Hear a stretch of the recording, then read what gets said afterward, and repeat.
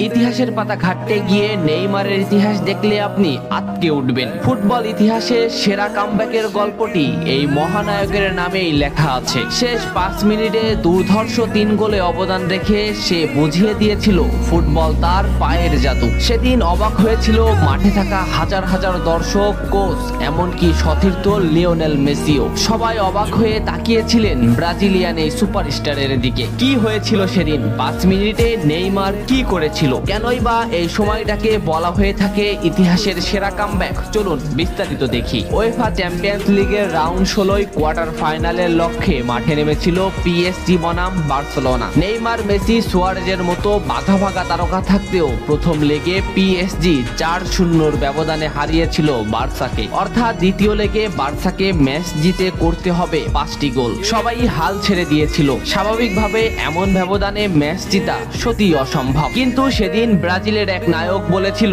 এটা সম্ভব, আমরা এটা করে দেখাবো। যেভাবেই হোক না কেন আমরা দলকে ম্যাচ জেতাতে চাই। 2017 সালের 8 মার্চ অনুষ্ঠিত হয় এই ম্যাচের দ্বিতীয় লেগ। ম্যাচের শুরু থেকেই ক্ষিপ্ততা আর দক্ষতা দেখাতে শুরু করেন নেইমার। এই ম্যাচে যেন আবির্ভাব হয় কোনো এক নতুন নেইমারের। এই নেইমারকে তো কেউ চেনে না। ম্যাচের 3 মিনিটেই লুইস সুয়ারেজ পেয়ে যায় প্রথম গোলের দেখা। এরপর নেইমারের ক্ষিপ্ততায় একের পর এক আক্রমণ সাজাতে থাকে বার্সা। এদিন যেন নেইমারকে কোনোভাবেই আটকাতে পারছিল না পিএসজি। নেইমারকে আটকাতে একের পর এক ফাউলই বেছে নিয়েছিল তারা। ম্যাচের 40 মিনিটে লেভিনের আত্মঘাতিক গোলে বার্সা পায় দ্বিতীয় গোলের দেখা। ম্যাচের 50 মিনিটে ক্ষিপ্ত থাকা নেইমারকে ডি বক্সের ভিতর ফাউল করে ফেলে দেওয়া হয়। এতে বার্সা পেয়ে যায় পেনাল্টি। পেনাল্টিতে গোল করে দলকে এগিয়ে নেন লিওনেল মেসি। তবে যেমনটা ভাবছিলেন এই ম্যাচের গল্প ফুটবল বিধাতা তেমন ভাবে লেখেননি। 62 মিনিটে বার্সার কফিনে শেষ প্যারাটা পুড়ে দেন এডিনসন কাভানি। এতেই স্তব্ধ হয়ে যায় ক্যাম্প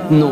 আশা ছেড়ে দেন বার্সা কোচ লুইস এনরিকে। শুধু কি তাই, স্তব্ধ হয়ে যান লিওনেল মেসিও। তবে সেদিন একজন দমে যায়নি। নামটা কি? কমেন্ট করে জানান। বার্সা গোল হজমের পর লিওনেল মেসি ম্যাচের সম্পূর্ণ দায়িত্ব দেন নেইমারের উপর। আবারও শুরু হলো খেলা। ডি বক্সের বাইরে নেইমারকে ফাউল করে ডি মারিয়া। এই পজিশনে 88 মিনিটে বার্সা একটা ফ্রি কিক পায়। তবে এই ফ্রি কিকের দায়িত্ব নেইমারের কাছে বুঝিয়ে দেন মেসি। শট করেন নেইমার এবং করেন অসাধারণ গোল। এই ফ্রি কিকটা বার্সার ইতিহাসের সেরা ফ্রি কিকের একটি হয়ে রয়েছে। এর 2 মিনিট পর সুয়ারেজকে আঘাত করে পেনাল্টি পায় বার্সা। পেনাল্টি নিতে আসেন নেইমার জুনিয়র। সেদিন বার্সা নেইমারের উপরই আস্থা খুঁজে পেয়েছিল। পেনাল্টিতে অসাধারণ গোল করেন নেইমার। এমন পরিস্থিতিতেও 5 গোল করে ম্যাচ সমতা এনেছে বার্সা। এর কিছু সময়ের পরে চলে আসে সেই মাহিন রক্ষণ। ম্যাচের এই মোমেন্টটা লক্ষ্য করুন। ডি বক্সের কিছুটা সামনে নেইমারের পায়ে বল। নেইমারকে আটকাতে গেল প্রতিপক্ষের এটি খেলোয়াড়, কিন্তু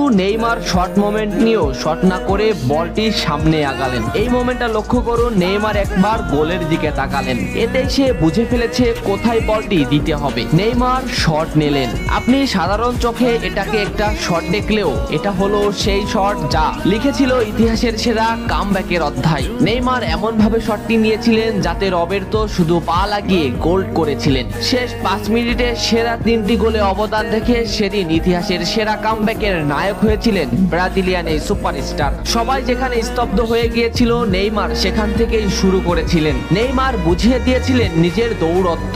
ইতিহাসের সেরা কামব্যাকটা বার্সা নেইমারকেই উৎসর্গ করেছিল। এ ম্যাচে নেইমারের পারফরমেন্স ছিল আকাশচুম্বী। মাঠে থাকা দর্শকরা শুধু নেইমারের দিকেই তাকিয়েছিলেন। নেইমার এমনই, যখন জ্বলে ওঠে তখন সব পুড়িয়ে দেয়, সব তছনছ করে ফেলে। ইতিহাসের সেরা কামব্যাকের নায়ক সেদিন পিএসজি কে হারিয়ে বার্সার সমর্থকদের মুখে হাসি ফুটিয়েছিলেন। বার্সা ফ্যানরা কি এদিনের কথা ভুলে গেছে? নেইমারকে ভোলা যায় না। নেইমারের এই অবদানের কথা ভুলতে হলে ফুটবলকেই ভুলতে হবে। ফুটবল আর নেইমার এমনই, এরা আপনাকে কাঁদাবে, হাসাবে, আবার কখনো কখনো অসম্ভবকে সম্ভব করে দিবে। নেইমার সেদিন অসম্ভবকেই সম্ভব করেছিলেন। ভিডিওটা কেমন লেগেছে অবশ্যই জানাবেন। এত সময় সাথে থাকার জন্য ধন্যবাদ।